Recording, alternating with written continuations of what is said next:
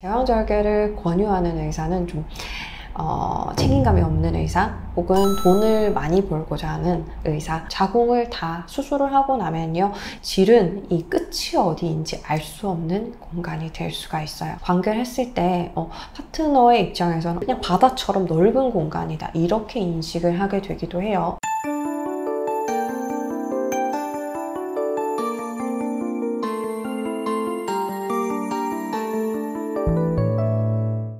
안녕하세요. 산부인과 의사 왕이나입니다. 오늘은 제가 그때는 맞고 지금은 틀리다 라는 주제로 이야기를 좀 해보려고 해요. 제가 얼마 전에 그 비비브 시술을 하면서 환자분이랑 이야기를 나누게 됐는데요. 이 환자분 같은 경우는 폐경이 되셨어요. 폐경이 되어서 지금은 이제 호르몬이 나오지 않고 있는 상태이긴 한데요. 수년 전에 자궁을 이미 적출하신 분이에요. 뭐 때문에 적출을 했느냐 하면 자궁 근종, 그러니까 점막하 자궁 근종이 있으면서 출혈이 너무 심했대요. 그래서 생리 때 생량이 굉장히 많고 생리통도 심하고 그런 증상으로 인해서 이제 치료를 할 방법을 모색을 하시다가 병원에 가셨는데 자궁 적출술을 권유를 받으셨고 자궁 적출을 하셨어요.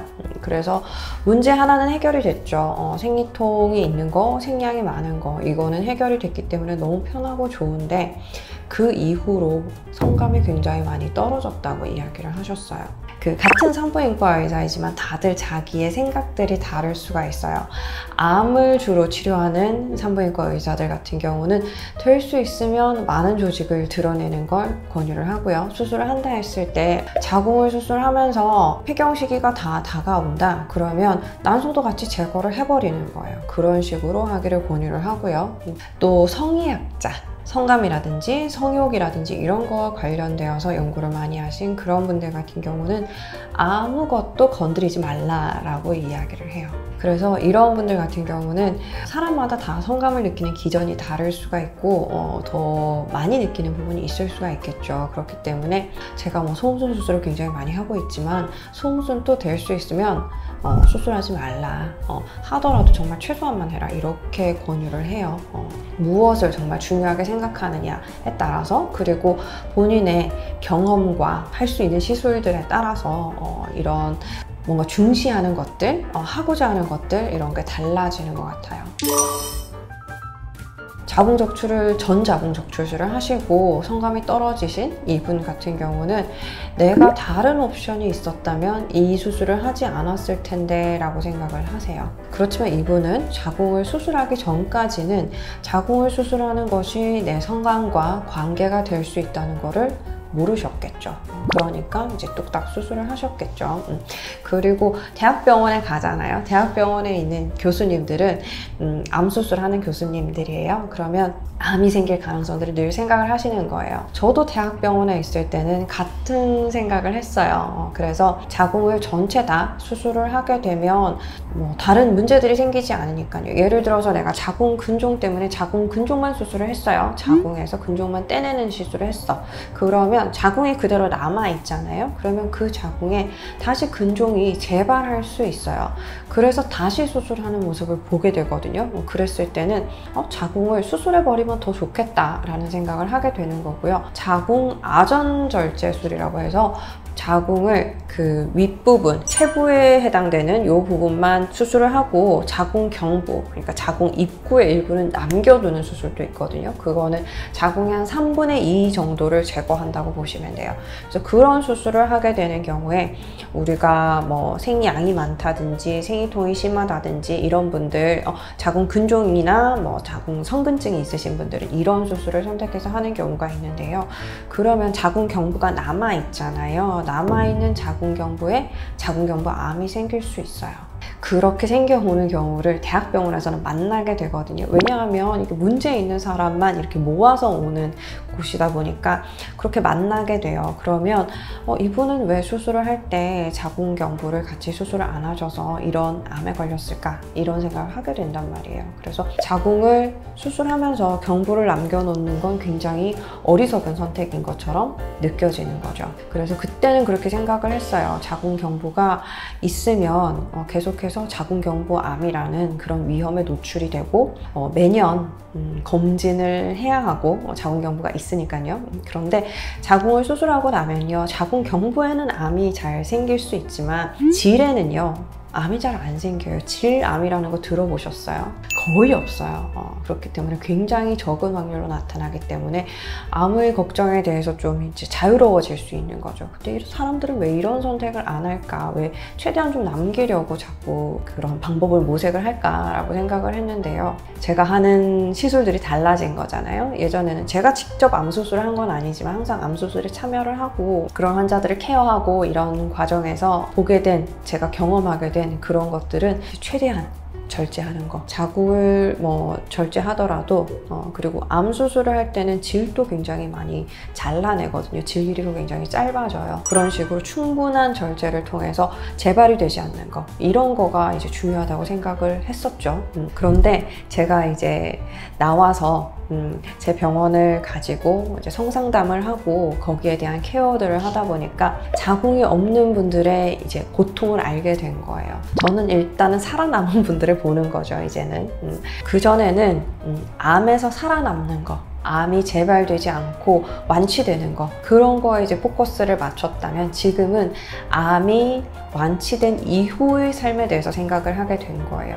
암 수술이든 자궁 근종 수술이든 어쨌든 자궁을 드러내게 되면 자궁 경부나 자궁을 통해서 느꼈던 이런 쾌감 같은 거가 줄어들어요.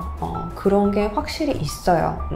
제가 예전에는 미처 생각하지 못했던 이런 부분들이 있기 때문에, 그래서 지금은요, 암 수술이라면 물론 문제가 될 수 있는 부분들 충분한 정도로 수술을 하셔야 돼요. 그거는 이제 타협할 수 있는 게 아니에요. 그렇지만 자궁 뭐 근종이라든지 성근증 같은 비교적 문제가 없는 질환들, 양성 질환들 같은 경우는 만약에 재발을 하더라도 그렇게 이제 심각한 경과로 가지는 않거든요. 이게 생존이 걸린 문제는 아니거든요. 그렇기 때문에 그런 분들 같은 경우는 이제 최소한의 절제를 하시라고 권유를 하게 된 거죠. 어떤 분들은 뭐 이제 내가 성감을 느끼는 부분은 클리토리스 뿐이다 라고 생각을 하시기도 하고요. 어떤 분들은 나는 G스팟도 느낌이 좀 있다 라고 하시고요. 굉장히 소수의 분들이 자궁 경부나 자궁 자체에 그런 쾌감을 느낀다고 얘기를 하세요. 내가 생각하지 못하고 있었다고 해서 이게 없는 거는 아니거든요. 없어졌을 때 굉장히 성생활에 만족도가 떨어지고 오르가즘을 느끼는 빈도가 줄고 그 강도가 줄고 이렇다는 분들이 많이 있어요. 그래서 처음에는 제가 생각을 했을 때는 이제 뭐 어떤 문제 때문에 수술을 하셨으니까 수술을 하신 이후의 삶이 수술 전처럼 그렇진 않을 수 있잖아요. 특히 뭐 암 수술을 하셨다 했을 때는 재발에 대한 염려도 있을 것이고, 수술하고 수술 부위가 잘못되면 어떡할까 하는 걱정도 있으셨을 거고, 그런 것들이 반영이 돼서 아무래도 성생활의 만족도가 떨어지지 않았을까라고 생각을 했다면, 지금은 정말 물리적인 이게 없기 때문에 생기는 문제들이 있다고 알게 된 거죠. 그래서 저는 수술을 많이 할 거를 권유하지 않는다고 말씀드렸어요. 이게 나의 성감과도 관계가 있는데요. 자궁 쪽에 이제 성감을 느끼는 분들 그런 것도 있겠지만 파트너의 성감과도 관련이 있어요. 그래서 우리가 질 끝에는 자궁 경부가 존재를 하게 되고 그게 이제 끝이라는 느낌이거든요. 질은 굉장히 부드럽고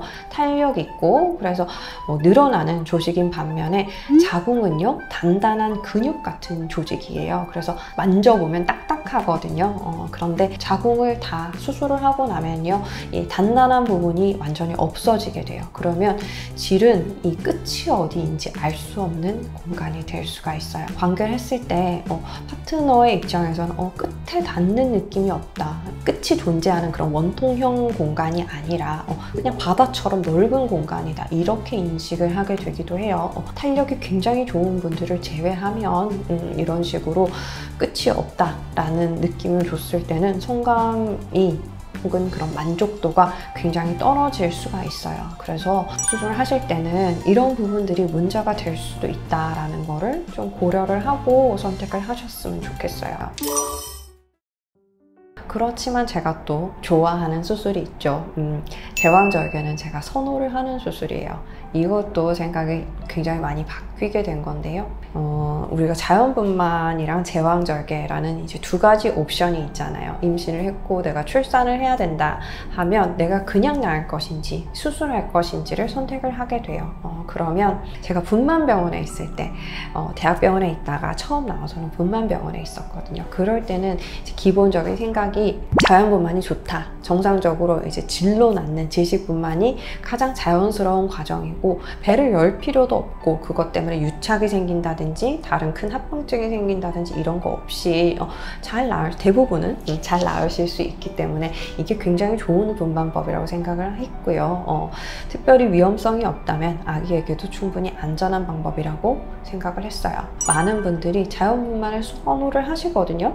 왜냐하면 이게 회복도 빠르고 이게 자연스러운 방법이라고 생각을 하는 것도 있고 자연분만으로 아이를 출산했을 때 아이에게 더 좋은 영향이 간다고 생각하시는 분들이 많아서요. 그렇게 출산을 하고자 하는 분들이 많았어요. 그러면 저의 역할은 뭐였냐면 이런 분들이 충분히 자연분만을 잘 할 수 있게 도와드리는 거였어요. 그때 당시의 개념은요. 제왕절개를 권유하는 의사는 좀 책임감이 없는 의사 혹은 돈을 많이 벌고자 하는 의사 이런 식으로 좀 치부될 때였거든요. 그러다 보니까 자연분만을 잘 하도록 도와주는 의사가 좋은 의사다.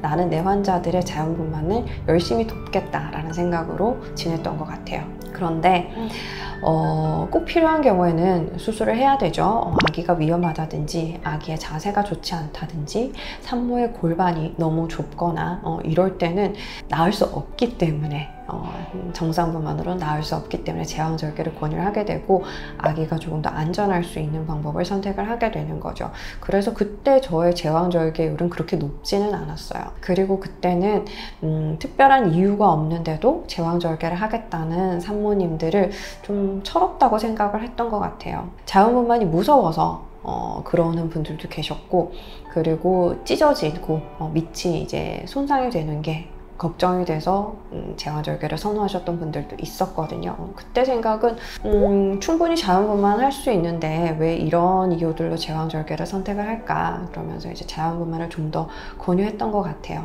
그때 생각은 뭐였냐면 제왕절개를 하는 거는 배도 열어야 되고 그러면 이제 수술을 많이 하다 보니까 안 했던 분들에 비해서 자궁과 방광의 유착이라든지 복벽의 유착이 되는 경우도 봤고요. 그래서 이제 다음 수술들이 힘들어지거나 공간이 좋지 않아지거나 그리고 자궁에 상처가 생기면서 자궁에 틈이 생기거나 이런 경우들을 봤기 때문에 그래도 아무 상처 없이 회복될 수 있는 정상분만이 더 좋지 않을까 생각을 했었는데요. 그런데 또 이제 정상분만을 하신 분들이 이제 저에게 치료를 지금은 받으러 오시고 있어요. 뭐 때문일까요?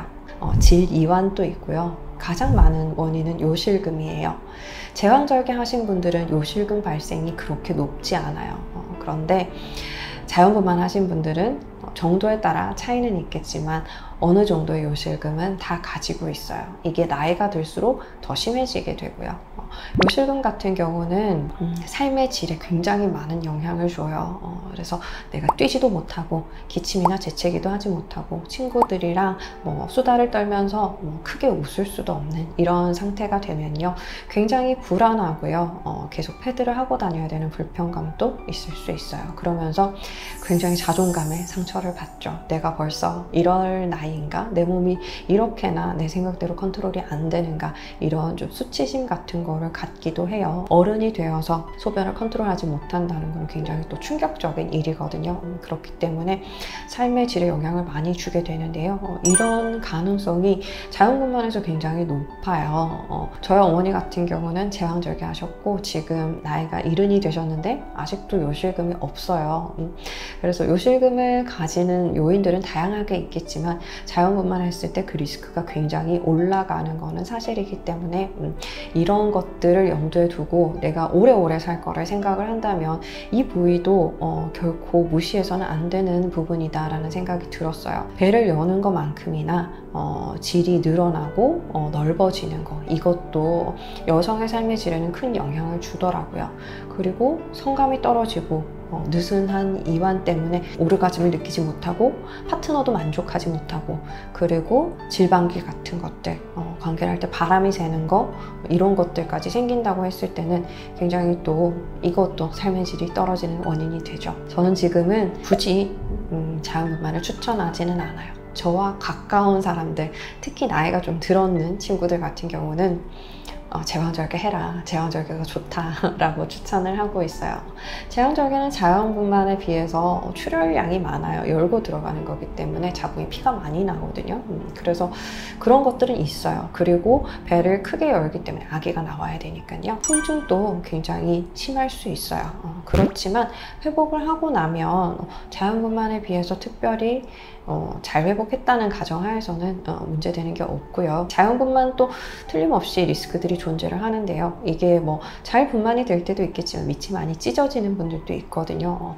그래서 항문까지 찢어진다든지 아니면 이제 질 안쪽에 여러 군데 상처를 남기고 분만이 된다든지 이랬을 때는 아무래도 그런 합병증 같은 것들을 좀 동반을 할 수도 있고요.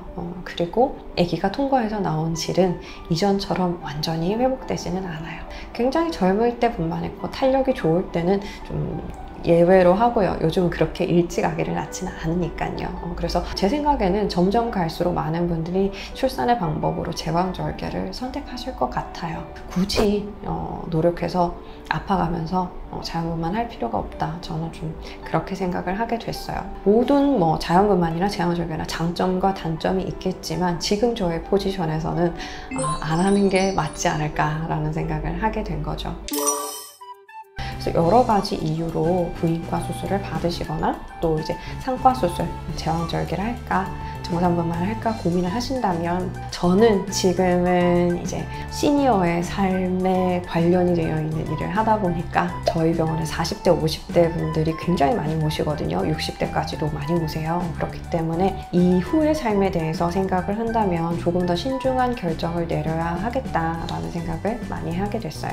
의사들이 다 그래요. 자기의 전문 분야에 따라서 자기의 경험에 따라서 많은 판단을 하게 되는데요.